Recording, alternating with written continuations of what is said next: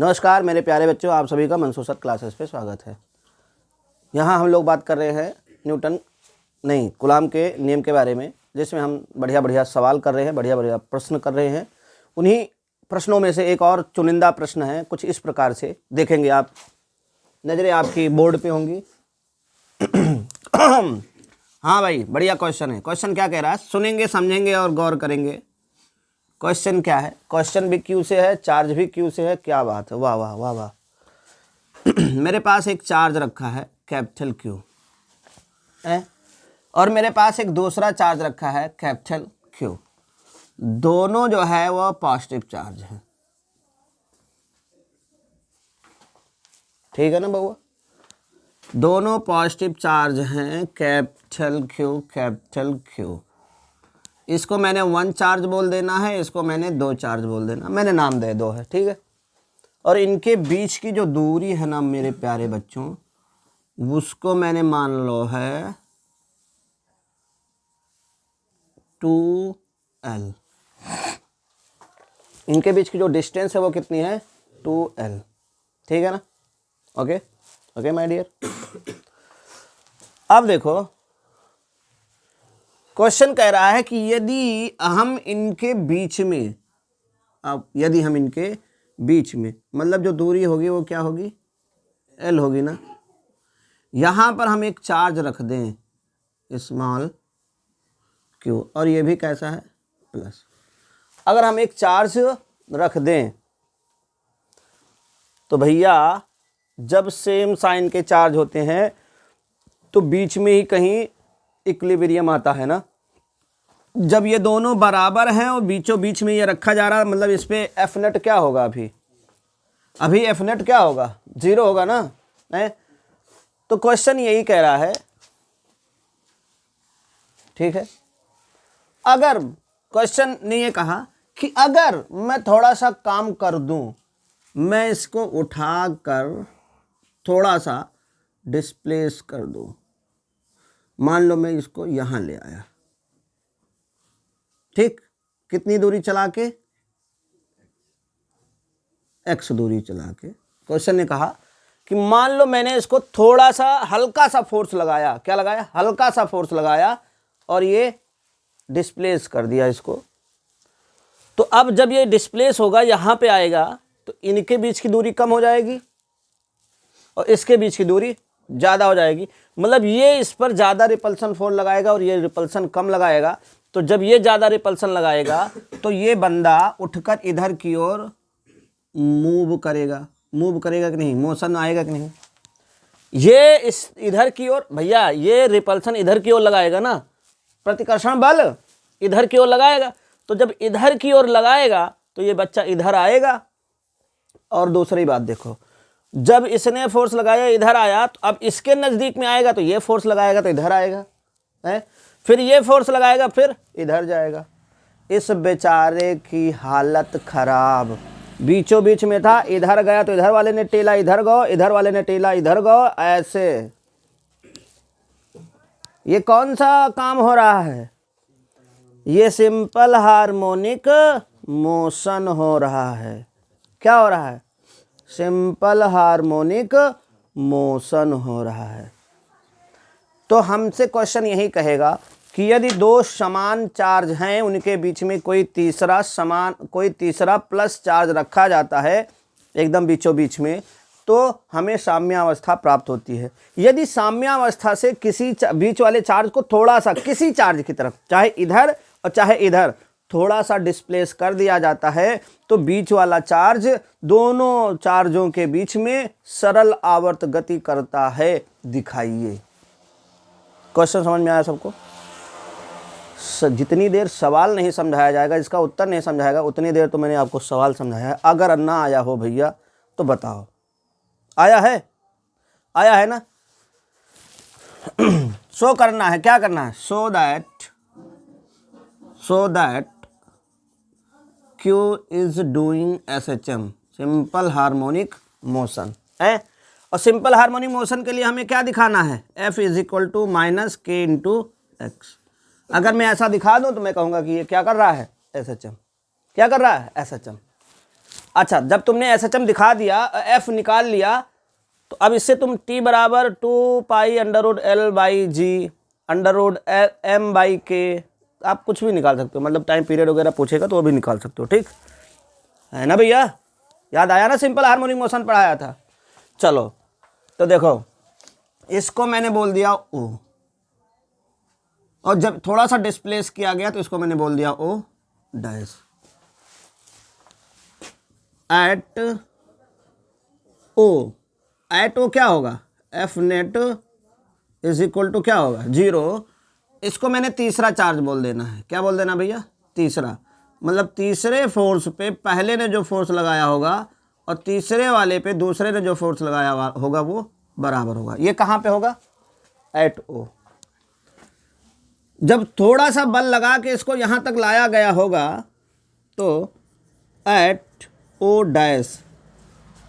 O dash पे देखो, ये तीसरा है, ये पहला है। तीसरे पे जो फोर्स लगेगा इससे तो लगेगा भैया F3 ड्यू टू 1। पहले ने फोर्स लगाया है तीसरे पे। ये दिख रहा है कि नहीं भाई? मैं यहाँ पे लिख देता हूँ, चलो बड़ा F3 1। अब ये दूसरा है, दूसरा भी तो इसको रिपल्स करेगा तो इधर आएगा, तो F3 ड्यू टू 2। ये इसके पास में है तो इसका रिपल्सन ज़्यादा होगा। मतलब at O F net is not equal to, F net 0 नहीं होगा। जब F नेट 0 नहीं है, इसका मतलब कौन ज़्यादा है भैया? पहले वाले के पास में, इसका मतलब F31 is greater than F32। यही तो होगा। ये बड़ा वाला, ये बड़ा फोर्स होगा और ये फोर्स कम होगा। तो जो नेट आएगा, F नेट क्या आएगा? F नेट बराबर F31 माइनस F32। बात क्लियर हुई कि नहीं हुई? अमित क्लियर हुआ कि नहीं हुआ? ए भैया, तीसरा जो ये बल लगाएगा वो ज़्यादा होगा और ये वाला बल कम होगा, तो ज़्यादा वाले से कम घटाओगे ना, है? तो यहाँ से F नेट को मैंने F बोल दिया है। 3-1 कैसे होता है? F3-1 3-1 का मतलब हुआ कि Q1 को कैपिटल क्यों मानो, Q2 बाई R स्क्वायर। तो पूरा L था और इससे थोड़ा सा कम ही हो गया, मतलब यहाँ पे जो डिस्टेंस होगी वो कितनी होगी? L माइनस एक्स का होल स्क्वायर। ये F3-1 हुआ ना, माइनस 3-2। तीसरे पे बल लगा रहा है दूसरा, तो Q1 Q2 by R square. पहले ये L था, L में थोड़ा सा और जोड़ दो, यहाँ पे आ गया है ना, तो L प्लस यक्स का होल स्क्वायर। डन ना भैया? देखो K दोनों में कॉमन है, K कॉमन ले लिया ना, है? बचेगा क्या? 1 बाई L माइनस एक्स का whole square minus 1 by L plus x का होल स्क्वायर। F बराबर K भैया रे एलसीएम ले लो, क्या आएगा? L माइनस एक्स का whole square L plus x का whole square. Okay my dear child, इससे इसको करोगे L प्लस एक्स का whole square minus L minus x का होल स्क्वायर है। ठीक है ना मेरे प्यारे बच्चों? F बराबर K देखो ध्यान से, होल स्क्वायर का फार्मूला खोलोगे L square plus X square plus 2L X है। यहाँ पे L स्क्वायर फिर माइनस से गुणा करोगे तो माइनस हो जाएगा L स्क्वायर। देखो चाहे L प्लस एक्स हो चाहे L minus x, L square plus X square दोनों में आता है। तो L स्क्वायर और प्लस एक्स स्क्वायर, अंदर इससे माइनस से गुणा करोगे तो माइनस एक्स स्क्वायर। उसके बाद -2LX और माइनस माइनस प्लस 2LX।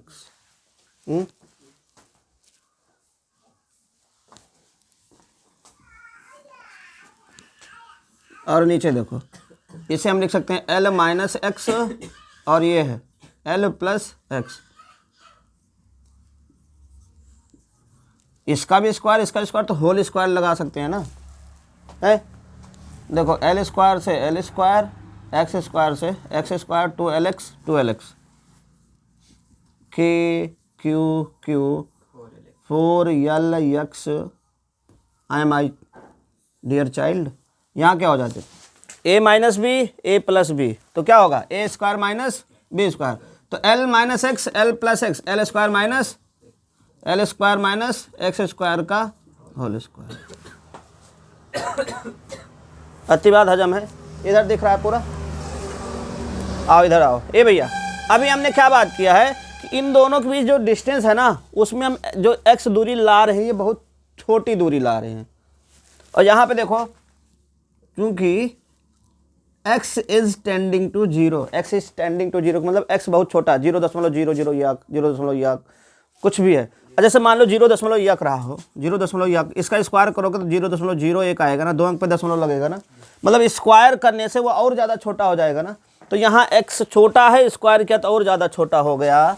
तो मेरे प्यारे बच्चों, मतलब x² को मैं लगभग 0 मान सकता हूँ, ठीक, क्योंकि L के कंपेयर में L, भैया L मान लो बड़ी डिस्टेंस रही हो ना, तो L के कंपेयर में x तो छोटा ही रहेगा ना, चलो तो ये 0 कर लिया। अब देखो इधर आ जाओ,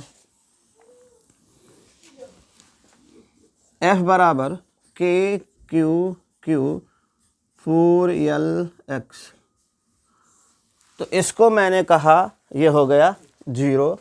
जब ये 0 हो जाएगा, ये दिख रहा है ना, तो जब ये 0 हो जाएगा तो L² का स्क्वायर मतलब L की पावर 4, यहाँ से एक L और एक L काट दिया तो क्या आएगा, Q 4L, L तो ख़त्म हो गया ना, 4x/L³। ध्यान से देखो, K तो कांस्टेंट है, ये है, और यहाँ पे जो उन्होंने 2 Q रखे हैं वो भी कांस्टेंट। अब घटना बढ़ना थोड़ी ना, हमने रख लिया 5 जितने चार्ज का, और जो चार्ज मैंने यहाँ के रखना वो भी कांस्टेंट। 4 तो कांस्टेंट है, ये है, इनके बीच हमने जो दूरी पहले से सेट कर रखी वो भी कांस्टेंट है। मतलब अगर आप ध्यान से देखोगे ये सारी चीज़ें क्या है, ये कांस्टेंट हुई कि नहीं हुई। तो मैं इसको F = मैं नया कांस्टेंट K-X हो सकता है ना, हो सकता है ना भैया। आप देखो ध्यान से, जो SHM में होता है, SHM में क्या होता है, F = -KX, माइनस साइन ये बताता है कि अगर आप इधर की तरफ जा रहे हो, डिस्प्लेसमेंट आपका इधर है, तो फोर्स इधर की तरफ होगा। और ध्यान से देखो, ये बड़ा है ये कम है, मतलब यहाँ पे फोर्स की डायरेक्शन इधर को होगी ना, है, और आप डिस्प्लेसमेंट तो इधर को कर रहे हो ना भैया। यहाँ पे देखो, फोर्स इधर की ओर लग रहा है नेट, लेकिन डिस्प्लेसमेंट तो इधर की ओर है ना। तो चूंकि बल, ये तो SHM में दिखाया, SHM में यही होता है ना, SHM में यही होता है ना कि फोर्स और डिस्प्लेसमेंट दोनों अपोजिट डायरेक्शन में होते हैं। वही चीज यहां पर भी है, वही चीज यहां पर भी है। F इधर की तरफ है और डिस्प्लेसमेंट इधर की तरफ है, तो यहां से मैं क्या लिख सकता हूं, F = -K-X लिख सकता हूं नहीं भैया। अरे यार, x देखो माइनस डायरेक्शन में लाए हो ना, और जबकि फोर्स तो इस डायरेक्शन में है ना, हो गया ना। यह SHM के इक्वेशन को प्रदर्शित करता है, या SHM के इक्वेशन को प्रदर्शित करता है।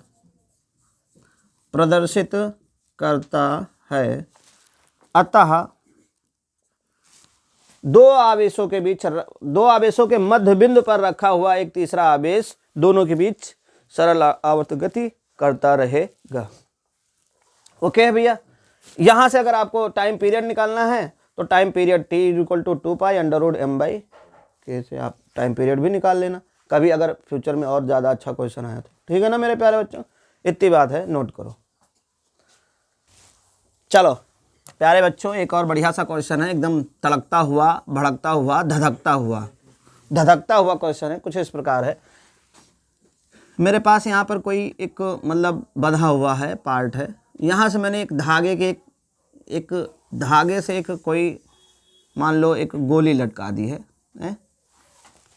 ठीक। ये 120 सेंटीमीटर है लंबाई धागे की, ठीक। और इसका जो मास है गोली का जो मास है वो है m इज इक्वल टू 10 ग्राम। गोली का जो मास है वो 10 ग्राम है। ए भैया, इस पर एक चार्ज भी है, क्या है, इस पे प्लस क्यू चार्ज भी है, इस पे प्लस क्यू चार्ज भी है। यहीं से मैंने बांध कर एक दूसरा कोई और एक गोली जो है वो उस पर भी चार्ज प्लस क्यू है और उसका भी मास 10 ग्राम है, लटका दिया। उसका भी मास 10 ग्राम है, उसका भी मास 10 ग्राम है, उस पर भी चार्ज क्यू है, उसकी भी लंबाई 120 सेंटीमीटर है, बांध कर मैंने लटका दिया है। और जैसे लटकाया है इसमें ये भी प्लस क्यू है, ये भी प्लस क्यू है, दोनों में रिपल्सन होगा, दोनों में प्रतिकर्षण होगा कि नहीं होगा भाई। और प्रतिकर्षण करते करते दोनों एक दूसरे से 5 सेंटीमीटर की दूरी पर पहुंच जाती हैं। मतलब मैं कुछ इस प्रकार से बना रहा हूं। ये क्वेश्चन समझ में आया भैया? आ गया ना? तो जब प्रतिकर्षण से मान लो ये गोली यहाँ पे पहुंच गई, एक गोली, और दूसरी गोली यहाँ पे पहुंच गई, इन दोनों के बीच के कितना अंतर हो गया भैया प्रतिकर्षण से? इनके बीच का जो अंतर हो गया, मतलब इनके बीच की जो दूरी हो गई 5 सेंटीमीटर। ठीक है, इस प्रकार। अब हमसे कह रहा है क्वेश्चन कि इन पर कितना चार्ज था वो बताओ। समझ में आया? तो हम चार्ज बताने के लिए कुछ अपना काम शुरू करते हैं। तो इनके बीचों बीच से हमने एक लाइन खींच ली है, कोई दिक्कत ना आए ना भैया। मान लेते हैं ये वाला धागा है भैया, धागा ऐसे लटका है, दूसरा ऐसे लटका, तो जब प्रतिकर्षण होगा थोड़ा ऐसे होगा, टिल्ट होगा ना, झुकाव बनेगा ना। तो जो झुकाव बन रहा है वो कितना बन रहा है? थीटा। इधर भी थीटा झुकाव बनेगा। अब देखो इस पे मास mg, इसका मास mg नीचे काम करेगा कि नहीं? कक्षा 11 में मैंने पढ़ाया है, कोई भी वस्तु अगर लटकी हुई हो तो उसका मास mg नीचे काम करेगा। और भैया लटकने से इस पे टेंशन फोर्स भी तो जनरेट होगा मेरे प्यारे बच्चों, जन्म लेगा। इनके बीच जो है इलेक्ट्रोस्टैटिक्स फोर्स, प्रतिकर्षण वाला, रिपल्सन वाला फोर्स भी तो लगेगा। उस फोर्स की डायरेक्शन मैंने मान लिया इधर को है। 3 फोर्स काम कर रहा है, mg वेट भार, नीचे को टेंशन, ऊपर को ये रिपल्सन फोर्स, बगल को। इतने फोर्स तो होगा, कुछ और होगा का? नहीं होगा ना?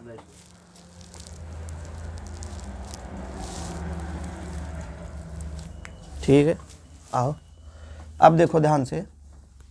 यहां से ए भैया जो इनके बीच का रिपल्सन फोर्स होगा वो फोर्स कितना होगा?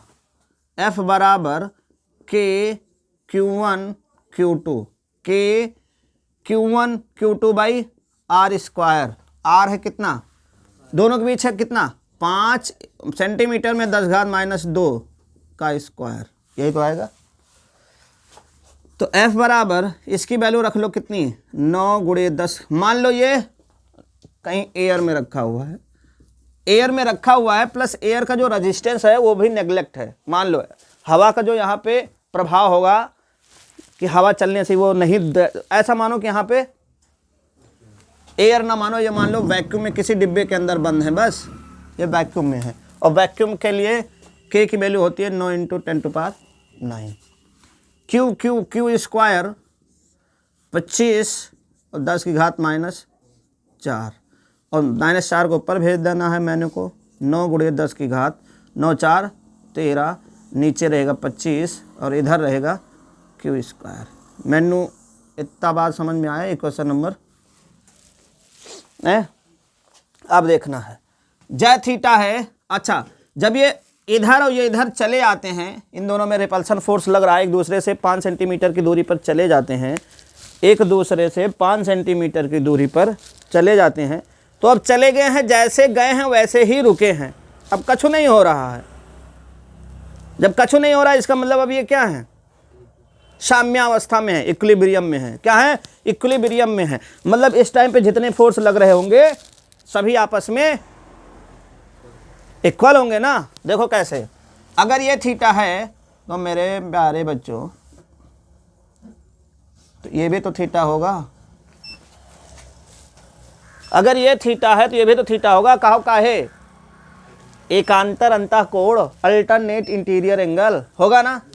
अब देखो जहां से कोण बन रहा उधर की तरफ इसका कंपोनेंट क्या आएगा, टी कॉस थीटा, और इसका इधर की ओर क्या आएगा भैया, इसके परपेंडिकुलर क्या बनेगा, टी साइन थीटा। बनेगा कि नहीं बनेगा है। अब देखो इक्विलिब्रियम होगा तो मतलब ये वाला फोर्स इसके बराबर और ये वाला फोर्स इसके बराबर। भैया इधर को ये इधर को है, मतलब यहाँ से क्या होगा, F बराबर टी साइन थीटा और mg बराबर टी कॉस थीटा, यही तो होगा। इक्वेशन नंबर 2 बोल दो, इक्वेशन नंबर 3 बोल दो। तो सेकंड को डिवाइड कर दिया थर्ड से, तो ये क्या आएगा, F बाई एम जी आएगा ना, इज इक्वल टू टी से टी मर जाएगा, tan थीटा आ जाएगा ना। इक्वेशन नंबर, अति बात हजम है भैया। अब देखो m मुझे पता है, g की वैल्यू में 10 ले लूँगा, tan थीटा निकालने बस आराम से काम हो सकता है।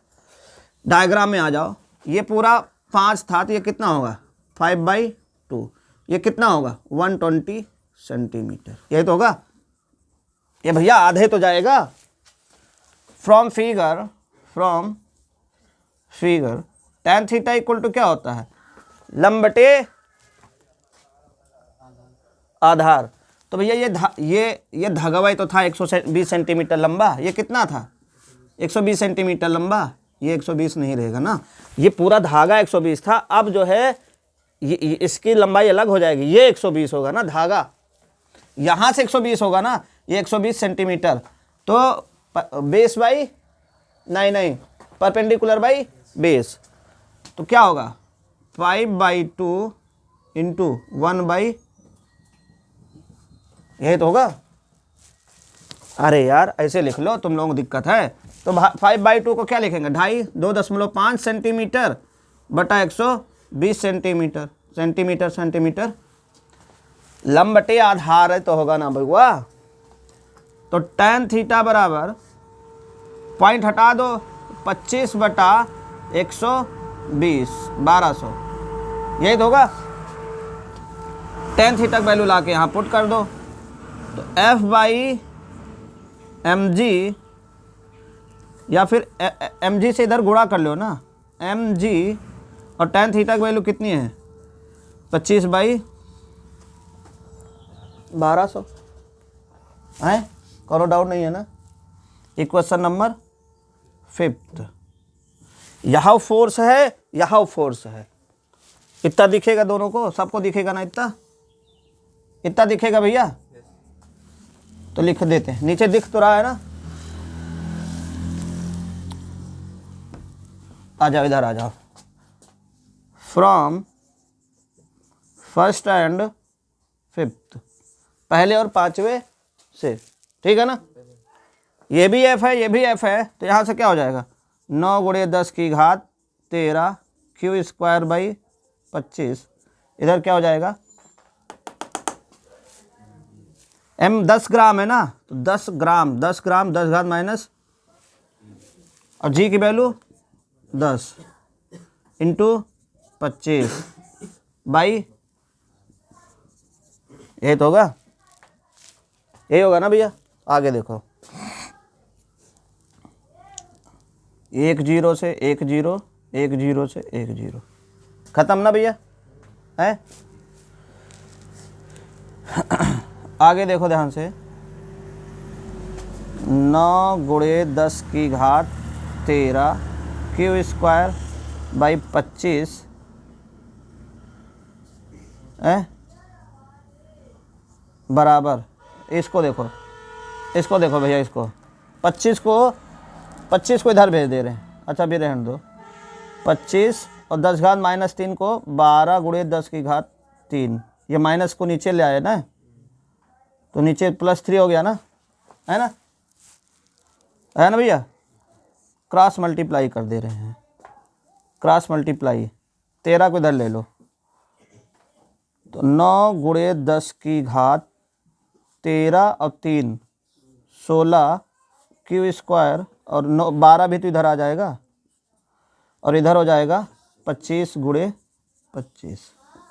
अति बात हजम है। हमें क्यू स्क्वायर निकालना है। क्या निकालना है?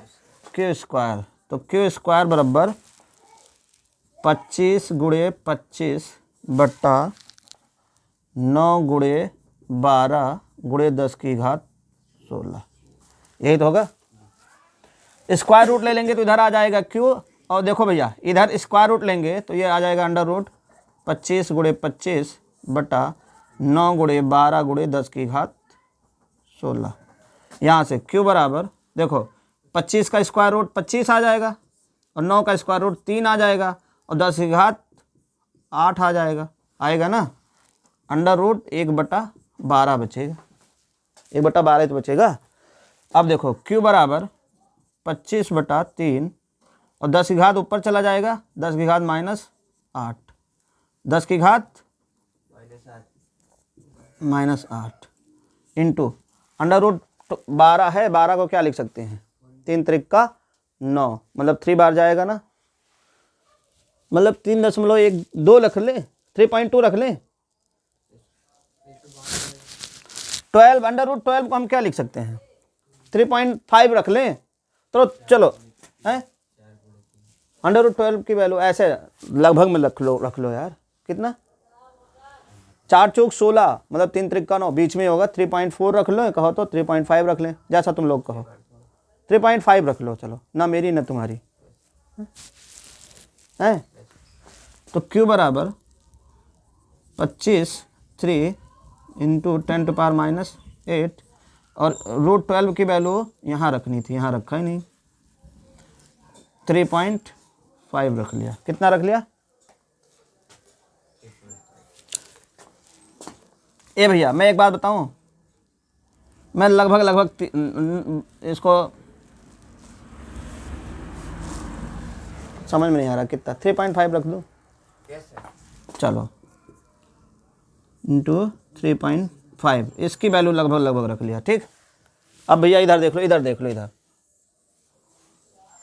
क्यू बराबर देखो ध्यान से, तो ये पॉइंट हटा के ऊपर एक 0 बढ़ा दें, है ना, तो 5 से काटो 50 25, 5 सते 35, ओके। अब ये 10 घात -7 हो जाएगा, ये 7 त्रिक 21, 5 गुणे 10 की घात -7 बटे 21 है, 21 एकम 21 दशमलव लगा दो, 21 दूना 42, 8 बचेगा, 80 हो जाएगा, तो 21 चौका 84, 21 3 बार जाएगा, 21 त्याई 66, लगभग, और 7-8 बार ले लो, चलो इतने रहने दो। तो क्यू बराबर 0.23 इंटू 10⁻⁷। ए भैया 2.3 रख लो ना, एक अंक इधर खिसकाओगे तो इधर एक बढ़ जाएगा ना, तो क्यू बराबर 2.3 इंटू 10⁻⁸, ये तो होगा इतना कूलाम।